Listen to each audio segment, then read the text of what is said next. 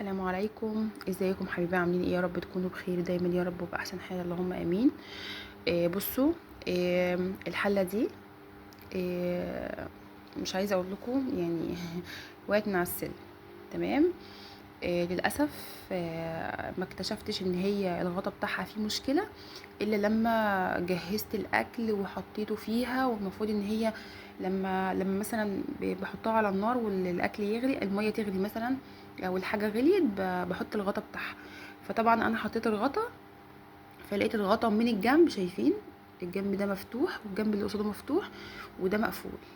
ده مقفول خالص. الناحيه التانية برضو مقفوله. تمام. فاتصدمت صدمه كبيره جدا، يعني قدر الله ما شاء فعل.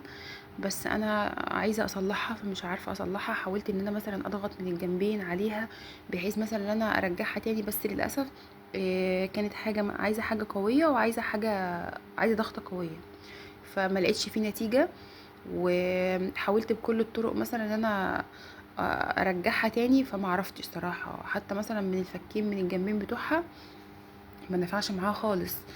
فلو حد مثلا عنده واحده زيها، انا هوريها لكم دلوقتي في الكرتونه، عشان لو في حد مثلا عنده واحده شبهها ممكن يقولني. وكمان انا ما لقيتش الكتالوج بتاعها، مش موجود في الكرتونه. فمش عارفه بقى ايه اللي حصل، لان احنا اصلا كنا يوم الوقفه، وكنت عايزاها ضروري اعمل فيها الاكل. ومعرفش كنت طبعا كنت بروق، ومعرفش ايه اللي حصل. بس انا ما لقيتش الكتالوج بتاعها في الكرتونه، عشان مثلا اشوف الضمان بتاعها بيبقى ليه مثلا مواصفات معينه او شروط معينه. فانا ما اعرفش دي من الضمان ولا لا. تمام. لو في حد مثلا يعرف حاجه ممكن يبلغني بعد اذنكم. بصوا ادي العلبه بتاعتها اهيت. اسمها سي بي سي. هي 9 لتر. تمام. بصوا،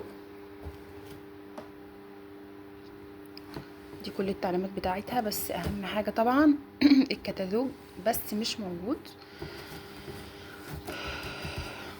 بصوا، بسم الله الرحمن الرحيم. بصوا، شايفين الفراغ يا جماعه؟ انا بحط صباعي، حرفيا صباعي كله بيدخل. يعني حاولت هنا كمان. بصوا، يعني في هنا الصامولة بتاعتها من الجهتين بتبقى ماسكه الحته دي كده، او مركز القفل والفتح. فانا حاولت ان انا افكها واعملها تاني نفس القفله، ما بتقفلش للاخر. ولما بتتحط على النار طبعا احنا كده بنستخدمها حله عاديه مش حله ضغط، فملهاش اي لازمه خالص. لما وقعت الصفاره دي اللي طلعت طبعا اتركبت تاني. بس عارفين لو كانت جت في الصفاره كنا قلنا ماشي، ليها قطع غيار، لكن الحرفين دول هما اللي صعبين. مش عارفه الغطا كله اصلا بتغير ولا ليها حل تاني. فلو لو حد يعرف مثلا اعمل فيها ايه ممكن بعد اذنكم تبلغوني.